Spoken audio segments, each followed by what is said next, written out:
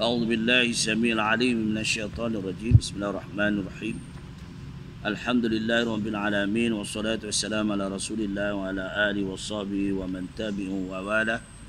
سبحانك لا علم لنا إلا ما علمتنا إنك أنت العليم الحكيم. رب اشرح لي صدري ويسر لي أمري واحلل عقدة من لساني يفقهوا قولي. Pada hari ini kita sambungan tentang semat solat, ya, yaitu menutup aurat. Waktu sembahyang kita jaga aurat kita, ya, jangan pendek sangat. Tengok pakaian kita yang kita pakai, ya, sebaik-baiknya. Tutup aurat kita dengan sempurna. Apa yang dimaksudkan dengan aurat di dalam sembahyang? Yang dimaksudkan dengan aurat di dalam sembahyang itu ialah anggota badan yang wajib ditutup ketika sembahyang. Kalau lelaki, auratnya ialah antara pusat hingga lutut. Jangan pusat dan lutut saya ditutup. Ini pakai seluar sampai ke lutut ya, tak pakai baju. Tak ada adab.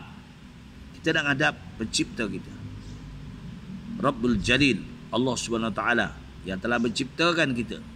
Biarlah sopan santun, ya, pakai yang sempurna, cantik, ya, supaya dilihat kita ni nikmat Allah bagi kat kita.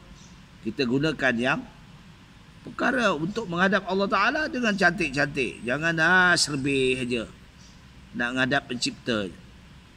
Kalau menghadap ketua jabatan cantik pula, ya. Kita kena betulkan prinsip cara kita. Yang keduanya, aurat perempuan seluruh badannya melainkan muka dan dua tapak tangan. Zahir, ya, zahir, dua tapak tangan, zahir. Batin, ya, hingga pergelangan. Di sini. Sebab janganlah pula kita. Itu sebabnya kita pakai, perempuan sembahyang pakai telkung. Tutup lagi baguslah. Ya, tutup aurat. Adakah rambut dan batin tapak kaki perempuan itu termasuk di dalam aurat? Ya. Jangan nampak. Jangan nampak. Ya, tapak kaki pun tak boleh nampak.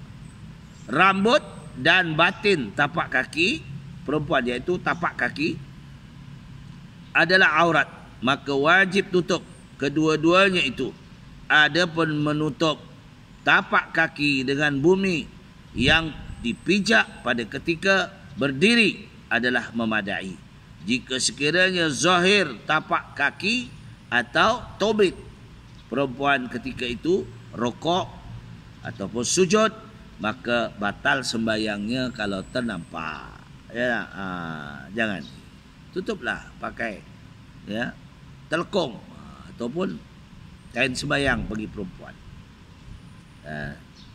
Dahi ni jangan tertutup pula. Itu sebabnya dahi kena. Kalau buka sampai mana? Tutup sini. Itu ada telkung yang orang pakai, kadang dia letak di sini. Itu tak betul. Sebab ada telkung kita yang betul untuk sembahyang, dia ada buat lebih tu. Tutup sini. Ni. Tutup sini tau. Ni perempuan. Laki tak jadi hal. Perempuan ni. Ya. Ni telkung tutup. Ni muka sampai sini. Tutup. Tutup dagu. Dagu ni tutup. Jangan terbuka dagu. Ni. Ya. Sebab itu ada telkung. Telkung orang dulu-dulu, kain sembahyang orang dulu-dulu, dia ada lebih sikit dibuatnya. Ni kita sekarang tak ada. Terbuka ni. Bila terbuka ni, aurat ni. Perempuan ni saya tengok sini ya, tengok tap. Ni ada, buat sikit-sikit. Kalau tak ada, naikkan ke sini. Ada tak? Itu kaedahnya. Aurat bagi perempuan dalam sembahyang. Jangan main-main. Apa yang dimaksudkan menutup aurat dalam sembahyang? Itu kena. Ia menutup aurat, iaitu anggota badan yang wajib ditutup ketika dalam sembahyang dengan pakaian yang suci daripada najis dan dapat melindungi warna auratnya itu, sampai tak nampak warnanya, yang putih ke, yang apa ke, yang legam ke. Bagaimana caranya menutup aurat? Caranya ialah menutupnya dari sebelah atas dan sekelilingnya. Maka jika sekiranya tangan bajunya terlalu luas hingga nampak auratnya ketika rukuk ataupun sujud, maka batal sembahyangnya. Pemain batal. Jadi kena pastikan kita nak sembahyang itu, kena pasti. Sebab itulah ya, kita sembahyang kena pakai baju. Di dalam kita pakai baju, bagus t-shirt ke apa ke, ya, seeloknya. Ni ada kadang-kadang minta maaf ya, minta maaf. Orang dah usia lah, bila dah usia, alah tak apa, dia sembahyang tak pakai baju dalam, hanya terkong je. Alah Rabbi, pakailah kemas nak ngadap Allah. Ya, ini bila dia sujud, macam manalah lentang pukang benda, turun, susah. Ya, jadi kita pakai sekurang-kurang t-shirt, menutup supaya tidak gerakan kita bagus. Ini bagi perempuan lah. Bagi laki-laki tutup aurat dia, hanya laki-laki ni sopan lah sikit, pakaian yang bagus dan ngadap Allah Ta'ala pencipta kita. Ya.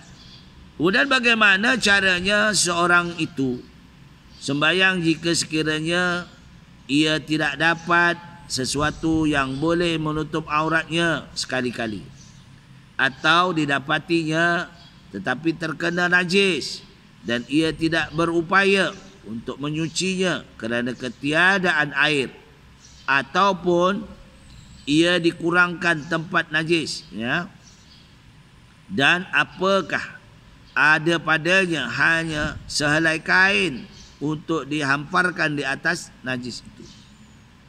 Ni orang susah lah ya, kedudukannya susah. Jadi wajib ia sembahyang bertelanjang dalam masalah-masalah tersebut, dan tidak wajib qada katanya. Qada tak wajib, kena sembahyang walaupun dalam keadaan bugil. Ini darurah betul lah ya, darurah betul, tak berlaku insya-Allah di Malaysia. Tapi kitab ini memberi pedoman untuk kita. Kalau kain dah ada cukup untuk jalan cantik-cantik, untuk sembahyang takkanlah tak ada. Lampau betul. Tak? Kita kena ready. Pakaian untuk sembahyang kita sekarang kurang ada 2 helai, 2 pasang. Ni. Ini untuk sembahyang 1 pasang. Itulah. Minta maaf lah.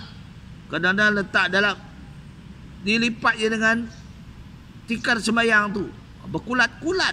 Allahu Rabbi, sampai hati nak ngadap Allah Ta'ala. Tapi berjalan dengan pakaiannya berkilat-kilat, nak pergi ke duri kahwin. Allah, ni melampau sangat, muta'adiyah. Ya. Tapi mungkin orang ini kurang fahaman ilmu pengetahuan. Tapi orang yang faham kita perlu. Sebab ni dengarlah YouTube ini supaya untuk kongsi kita bersama. Ini nak menghadap pencipta kita. Ya. Sebab sembahyang itu tiang agama. Sembahyang tak jaga, habislah. Kena jaga sembahyang. Ya. Jaga betul wuduknya macam mana, sampai kita kaki tu gosok. Kita mana tahu kita terbijak bijak plastik ke yang melekat sampai macam-macam. Sebab itu kita kena membuat satu-satu perkara untuk menghadap Allah itu penuh. Ya, penuh berdedikasi, penuh kasih sayang. Sebab ini nak menghadap bagi Allah Subhanahu Wa Taala. Baik. Jadi kita kena faham yang menyebabkan ia kata tadi telanjang itu bukan kerana apa? Kerana terlalu sukar, miskin, ya, susah tangan kain, ya. Baik. Apa hukumnya seseorang yang akan sembahyang dan tidak dapat sesuatu yang boleh menutup auratnya? Tiba-tiba ada orang memberi hebah pakaian kepadanya. Tidak wajib ia menerima pemberian hebah kain itu kerana akibat pemberian yakni hebah itu sangat besar bangkitannya, maka ia harus sembahyang bertelanjang dan tidak wajib qada ke atas. Orang nak bagi hebah pakaian sebab kita sehingga kan takut jadi fitnah. Orang bagi hebah itu, oh si fulan tu nak sembahyang pun tak ada baju, aku bagi. Ini kadang-kadang ya. Kalau nak bagi cara ikhlas dah, ya, bukan cara hebah. Maknanya bagi ketika ini PKP kita nak bagi kerana Allah Taala. Bantu betul kerana Allah Taala.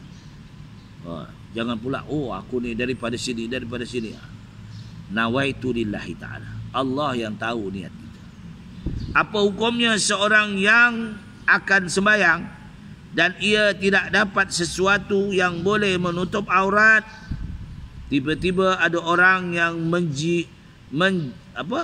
meminjami pakaian kepadanya, wajib ia menerima. Kalau orang bagi pinjam, pinjam tak apa. Dia kata, cik, ada puan, ni pakai telekong saya. Puan, ini ada telekong lebih ni, pakailah untuk sembahyang. Tak apa. Ataupun tuan pergi puan ke masjid, ke surau, ya, ada telekong memang disediakan, pakai. Itu memang sudah disediakan oleh masjid atau surau. Jadi pakai itu kemas baliklah. Kalau dia letak di hinga misalnya, letak balik kat hinga. Jangan pula lepas gitu. Kadang-kadang ada, ni pernah berlaku ya. Pernah berlaku. Tak semua. Ada lelaki datang kainnya, seluarnya dia kata seluarnya tak elok, kotor. Jadi kita bagilah kain sarung. Masjid punya memang ada. Tunggu-tunggu dia tak pulangkan, hilang gitu je. Masjid punya pun disapu je. Allah. Ini sebab tak faham hukum, ya. Jangan, apa saja, ya, apa saja. Bagaimana caranya seseorang yang sembahyang sekiranya ia tidak dapat sesuatu yang boleh menutup auratnya sekali-kali ataupun didapati tetapi terkena najis dan ia tidak berupaya menyucinya dengan air, itu maka wajiblah ia sembahyang bertelanjang dalam masalah ini. Dah tak ada air, tak ada apa, tak ada, tak apa, pakaian tak ada, ya. Allah dia lebih tahu, ya. Baik. Jadi yang demikian jelas wajib ia menerima pinjaman pakaian si fulan itu kerana pinjaman kurang bangkitan. Orang pinjam, bukannya kita minta, bukan kita bagi, dipinjam sekejap. Ia sembahyang dengan pakaian tersebut jika sekiranya ia tidak menerima pinjaman itu dan ia sembahyang bertelanjang, maka sembahyangnya pun tidak sah kerana ia upaya untuk menutup auratnya dengan pakaian yang dipinjamkan oleh si fulan itu. Bahkan wajib ke atasnya meminjam pakaian daripada sesiapa pun yang disangka reda menjaminnya, meminjaminya. Jadi apa hukum orang mengambil pakaian orang lain secara kekerasan untuk menutup aurat dalam sembahyang? Perbuatan mengambil itu adalah haram, tetapi sembahyang sah. Sembahyang sah, tapi perbuatan itu tolak bagi, itulah pahala. Jadi sekarang insya-Allah, ya, aurat di luar sembahyang bagi perempuan akan datang, ya. Jadi itu perkongsian. Kadang-kadang tidak bersiaran lama, ya, tapi tak apalah, ini pagi ini kita bersiaran dalam bab semat solat. Aku liqauli haza, astaghfirullahalazim wa lakum wa billahi taufiq wal hidayah. Wassalamualaikum warahmatullahi wabarakatuh.